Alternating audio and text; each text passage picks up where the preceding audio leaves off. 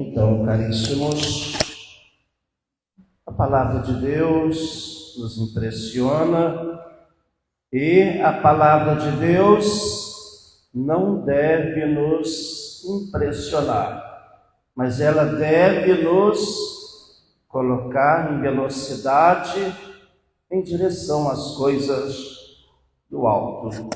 Tudo isso depende da nossa fé. A fé é o primeiro motor. A fé, ela faz uma grande diferença na nossa caminhada. Eu diria que uma pessoa sem fé deve ser muito estranha. Ou uma pessoa com uma fé mal trabalhada pode ser também complicado, né?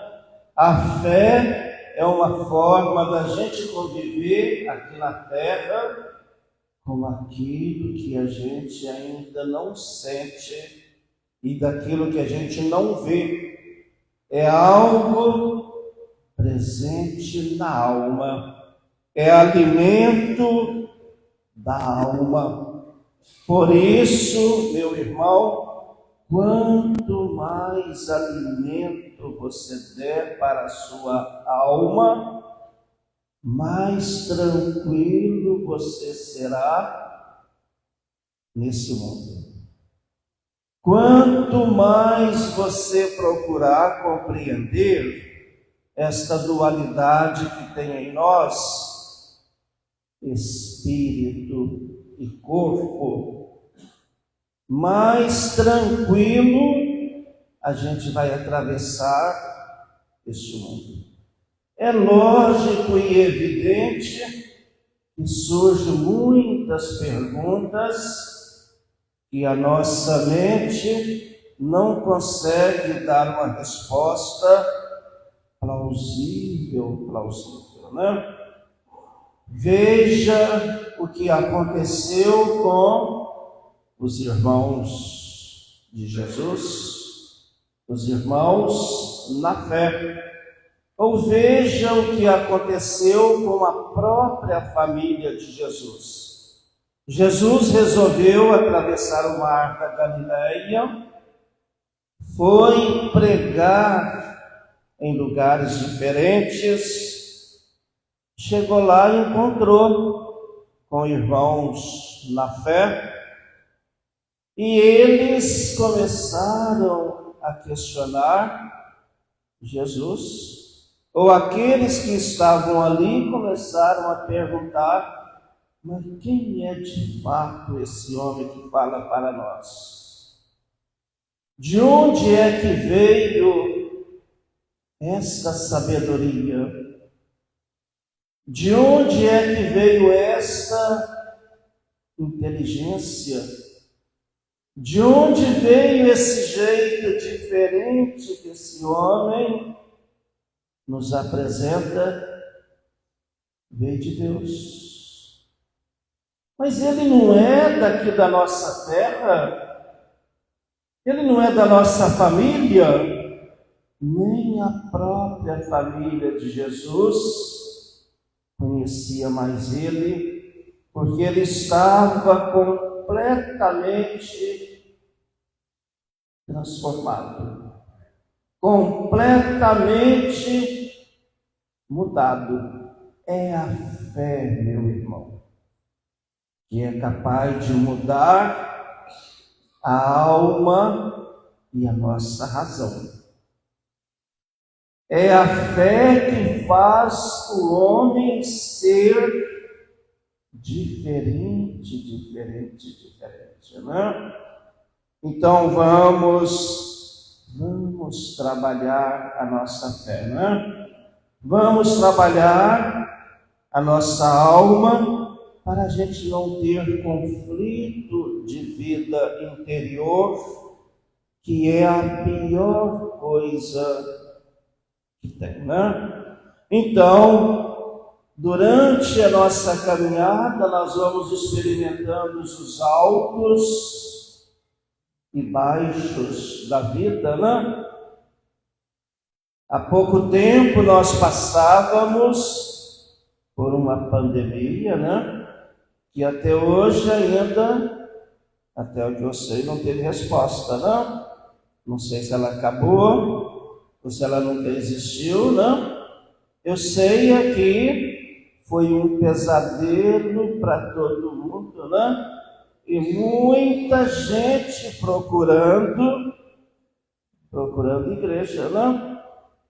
Que não sabia que horas que poderia partir, né? Então, são fatos da vida, né? Quem não viveu o pesadelo na Segunda Guerra Mundial?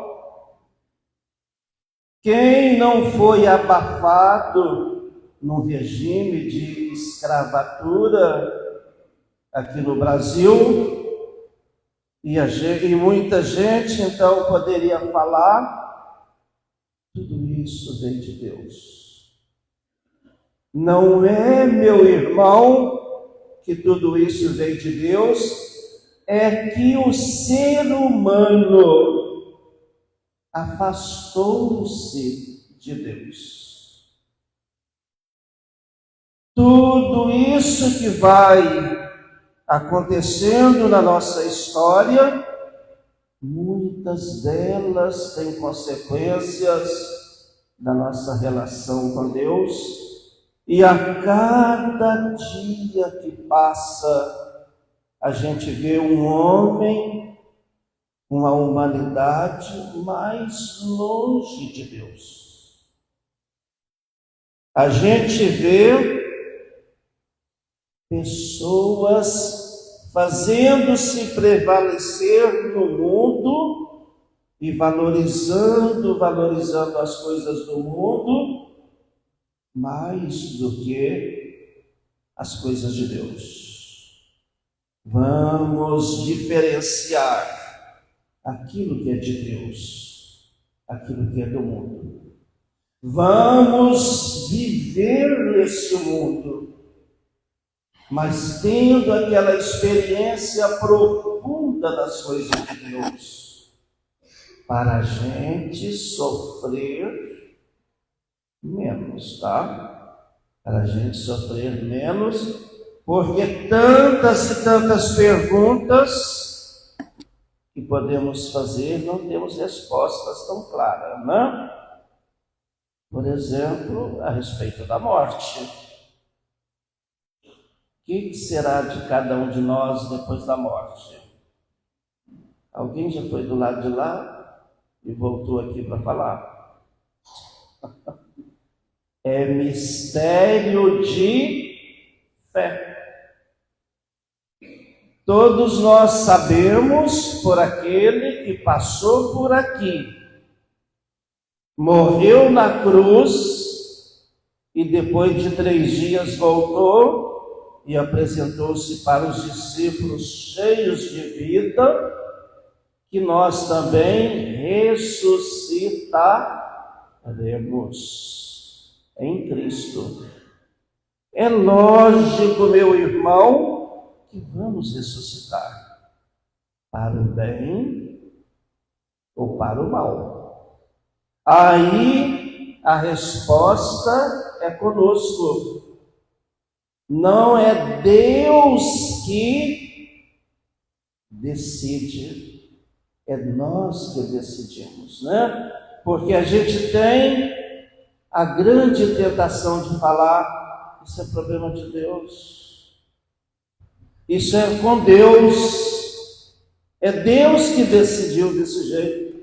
Não, a vida é decisão nossa, de viver de acordo com o projeto de Deus ou viver contra o projeto de Deus. Para isso tem uma lei, a lei divina, que não pode também manipular a lei para as coisas do mundo, né? Não se pode manipular aquilo que é de Deus, aquilo que é dos homens, é dos homens. E eu não aguento mais ver televisão, sobretudo quando se trata de política, e fala, vamos perguntar aos evangélicos, como é que chama? A bancada evangélica. Meu irmão, enquanto a igreja esteve envolvida com política, foi um problema. Quem não conhece a história do Brasil, quem não conhece a história da igreja, que se deu mal com isso, né? E a gente sabe que tem os fundadores de igreja, a gente sabe que tem os donos de igreja que estão aproveitando de tudo isso para sair bem, né? Então, não sei como vai terminar tudo isso, né? Não sei, eu só sei que não é Deus que afastou de nós. Foi o homem que afastou de Deus.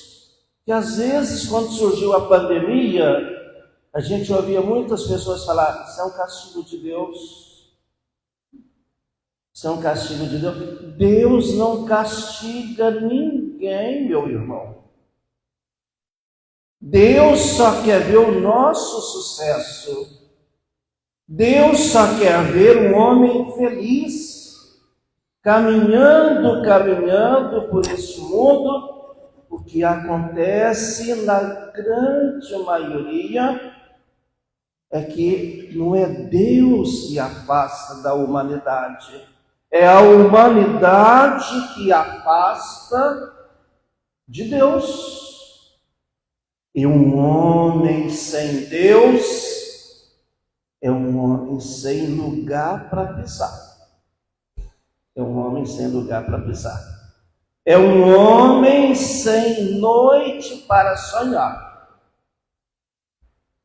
Não sei se já tiveram aqui aqueles pesadelos de criança. Antigamente, a gente, quando eu era criança, a gente sonhava que ia andando. Quando a fé não tinha mais chão para pisar, você caía, né?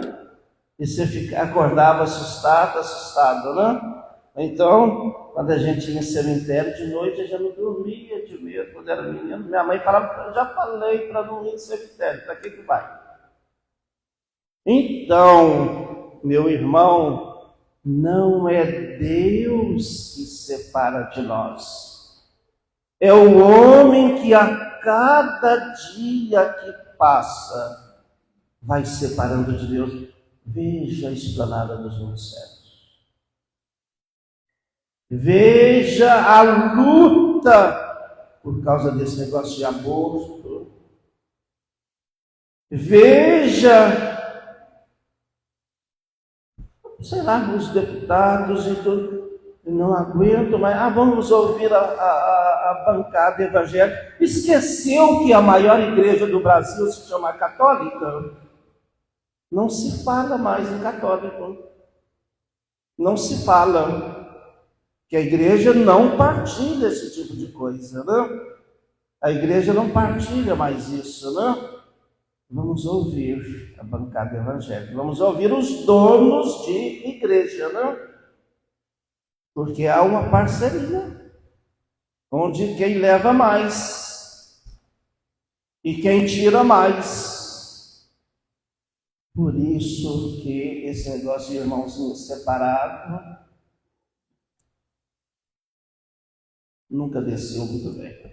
Ou a gente é de Deus e assume uma só igreja, duas fés, não tem dois senhores, não tem duas liturgias, é uma só. Então, por que o padre está falando isso? Porque estamos falando de fé. E nesses momentos de calamidade, ou nesses momentos de viagem, surgem os profetas e os falsos profetas. Né? Então nos fala hoje o profeta Ezequiel, que o profeta não é bem recebido na sua terra natal. Não acreditam no profeta da sua terra, não?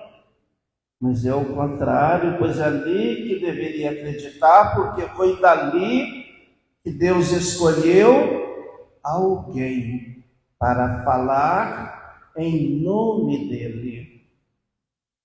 E aí, em todas as situações da história humana, tem os profetas. E a gente consegue diferenciar se é verdadeiro profeta, que o profeta é um homem que fala com Deus. O profeta é um homem pela qual Deus empresta a sua voz para ele. E aqui então, o profeta Ezequiel, lá na primeira leitura, nós vimos a grande tragédia do homem que não tem mais espaço, que não tem mais lugar, porque separou-se do seu Criador. Correu do seu Criador, e a gente sabe, como eu falei há poucos minutos, que nesta vida humana nem tudo a gente tem resposta. Nem tudo, não? Tem momentos que é com Deus. Então entra a fé. Vamos trabalhar a nossa fé. A gente pode titubear em tudo, menos na fé.